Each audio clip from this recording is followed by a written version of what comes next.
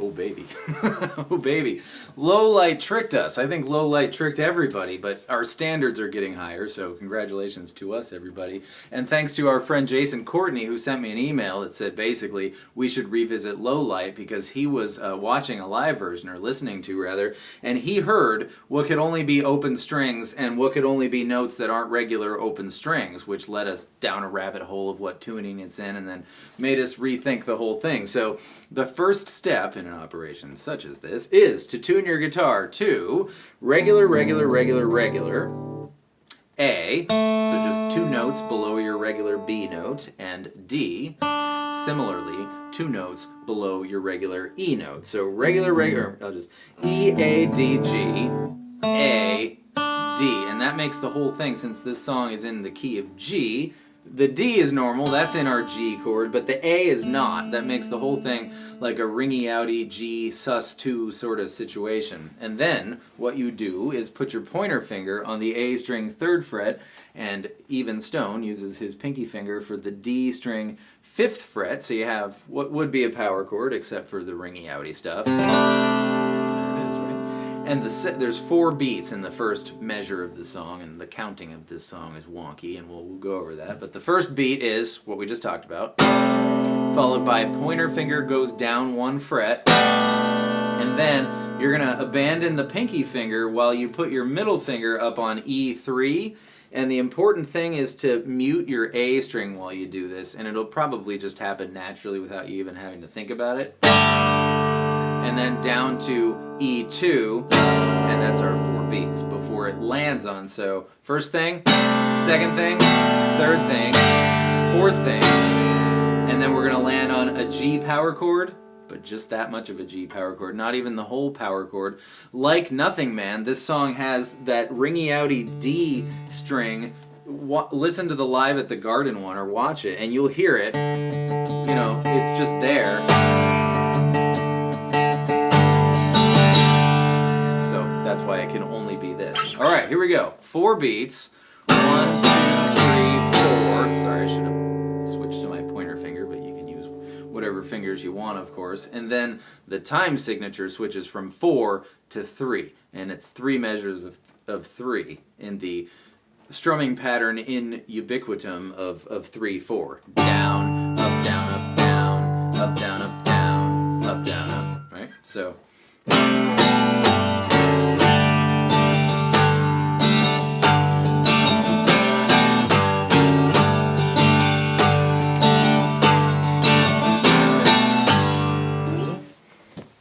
Do this in really small segments because the counting's so confusing. Okay, so we did that a bunch of times. But then when he goes to Clouds Roll By, it's going to be do your 4 beats, and then it's an E minor. And it's not really an E minor because we have the situation changed, but we're thinking of it like an E minor shape there. Open, 2-2, open, open, open. Followed by our C power chord thing.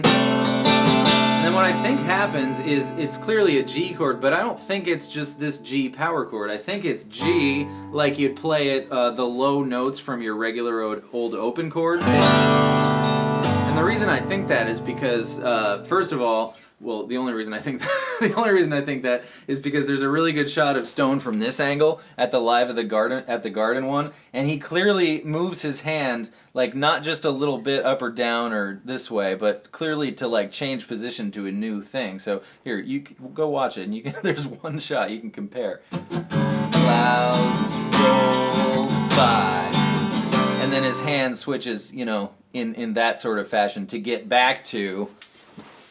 I'm back. To get back to right into the verse. So clouds roll by,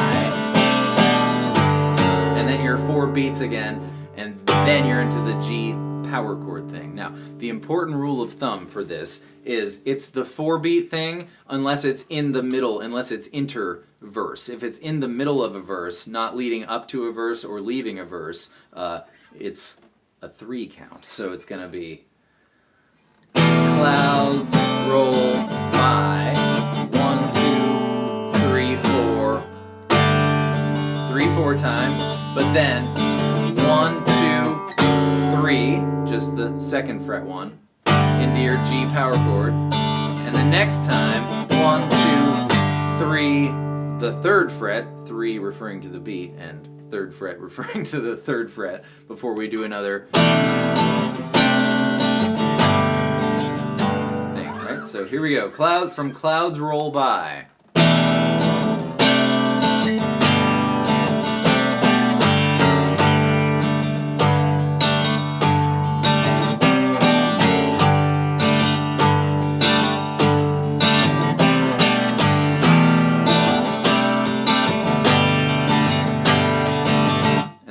Chorus. Gotta cut in. Along the same lines of this, it could be, and I think it is, that G in that situation, in the Clouds Roll By. It could be that C as well.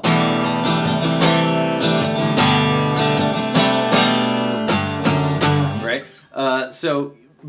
They're both C. You've either got root 3rd, G sus2 open situation, or root 5th, G sus2 open situation. So, you know, you do whichever one you find most satisfying. This one's certainly a nice break for your hand.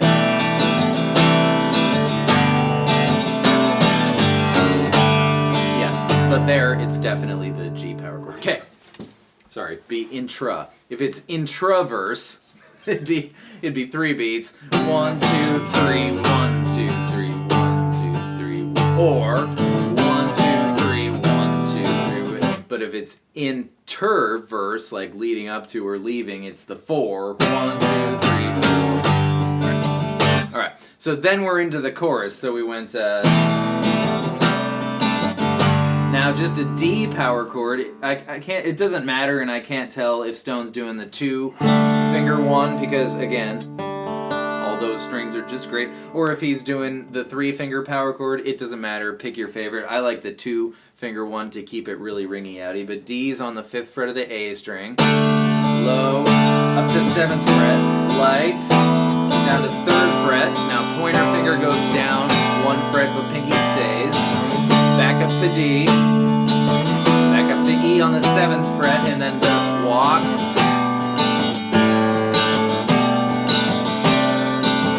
But here, really looked like he switched to that 3-finger power chord to make it more definitively a D, rather than have the A and the G ringing out for a D suspended 2, suspended 4 chord. Anyways. Here we go, chorus. D, E, C, with a B in the bass, back up to D, then E, and now the walk. 3rd fret, 2nd fret, open fret, 2nd fret, 3rd fret, 2nd fret, up to definitive D. That's the A string frets I'm calling out there. Of course, pinky finger is going to stay. That poor pinky finger is going to stay on the D string 5th fret during that whole ordeal. Now the rhythm section for the solo is exactly the same as the intro, except the last fill isn't a 4 thing, it's a 3 thing. So 1, 2, 3, 4, 1, 2, 3, 4, 1, 2, 3, 4, 1, 2, 3, and then going down to the E minor. 1, 2, 3, 4, E minor, C, G, G, whichever one, they're both G, it's fine. And then 1, 2, 3, the F sharp one, the 2nd fret one, into our G. Yeah. And then after the solo in the first singing section, voice goes by. Gosh, I hope those are the words. Stone uses yet another variation. I believe there's no guitar in the studio recording. It looked to me at live at the Garden like he went like this. Voice blows by, which that's like a G chord. If you added your low G note there, you'd have a root and a 3rd and another root there, and open, open, open. You could do that if you like. You could just do your G power chord. But on that particular occasion, it looked like he went. And then, of course, 2 birds is what they'll see. And then going down to the E minor, it's a verse, so 3, E minor, C, and then still like that option. But you could play any of the aforementioned G's are great. I think it is G in that situation, but yeah, that G's great too. Oh, I just figured out this tuning. It's dadgad without the low D, so it works like dadgad, but you can also play the lower end of your regular chords too. Anyways, so then we're in the last chorus, right? D, E, C. The reason why I mentioned that as yet another variation of G when we've already, done it is this is a variation of G. It's also like C major 7 with a B in the bass, and it's all how you interpret it. It makes no difference what you call it. But to me, it was two different chords, even though it was exactly the same chord. Yeah. Anyways, D, sorry, last chorus, E, C with a B in the bass, then D, E, and we have a little turnaround here on C, and then keep going. D, E, C, B, A, B, C, B, A, B, C, B.